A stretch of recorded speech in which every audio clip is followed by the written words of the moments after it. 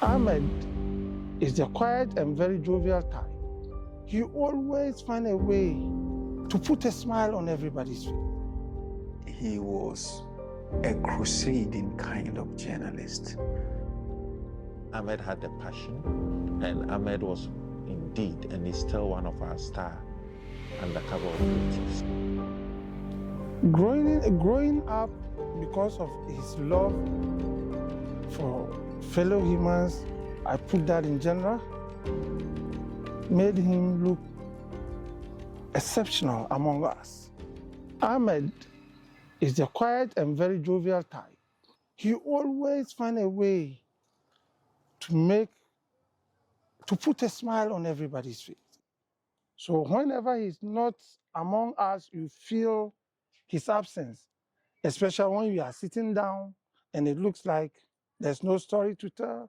One thing I knew about Ahmed since childhood was his taste for equality.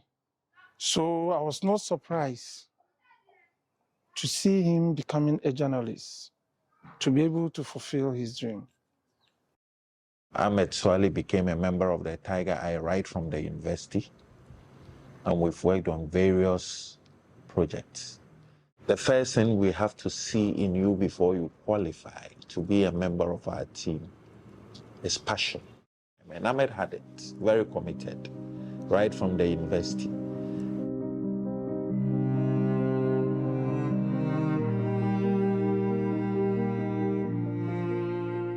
When we were in Malawi, somebody stabbed me at the back.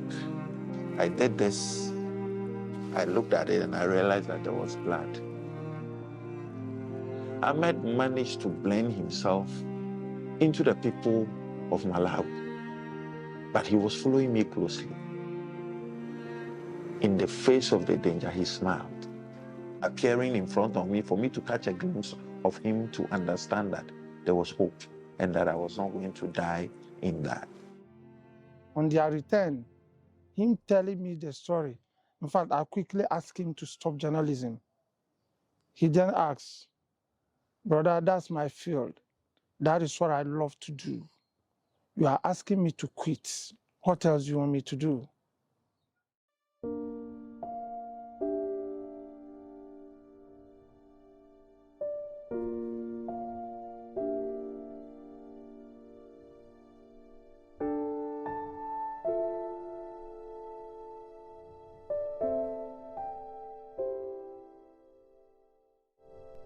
Boy, why are very dangerous? What in Madina haya?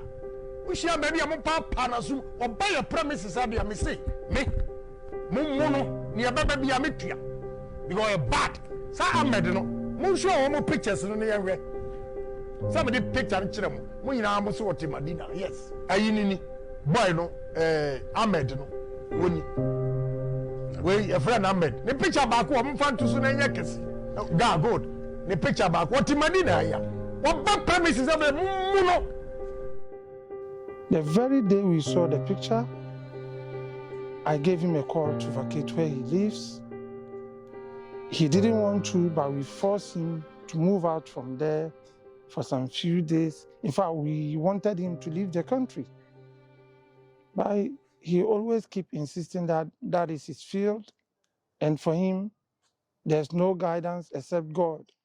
So even if he should run outside and God say something will happen to him, it will still follow him wherever he will be. At a point in time, we all believe in his judgment and we let him. But that night, we didn't sleep. In the months leading up to his death, he had to take some precautions and keep a low profile. I think the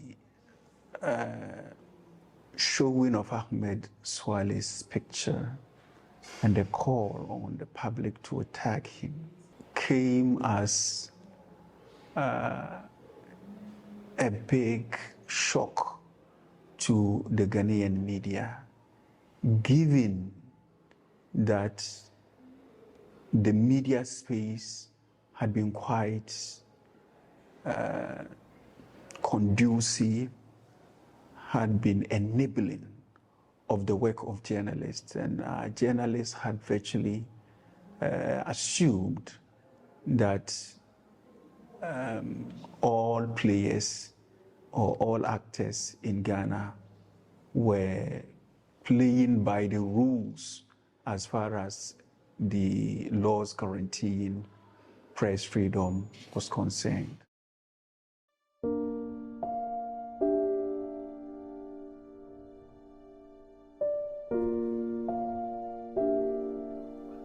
We spoke once that day when he was in the office and I was also in my office. He called and we had family discussion and we agreed to meet here in the evening when we close as usual.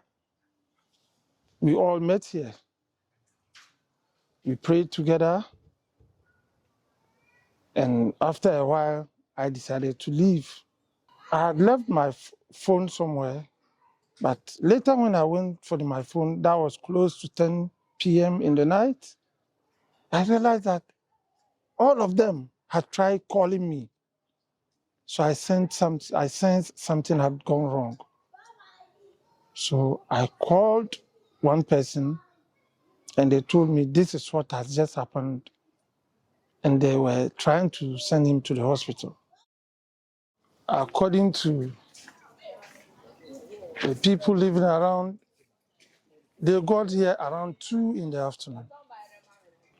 And they were just walking around the area. When they got tired, they sat on that bench there. The incident itself took place around between 9 and 10 p.m. in the night that day. They were standing behind this pole waiting for him. So right here, when he got here, he threw down and they got closer and shot him here. So they did some of the shots here, and because of the pain, he moved and he went straight into that shop. So the car, in fact, broke through that shop, and they followed him there to finish him up. If a pillar of a building is broken, how strong will the building be? That is what has happened to the family.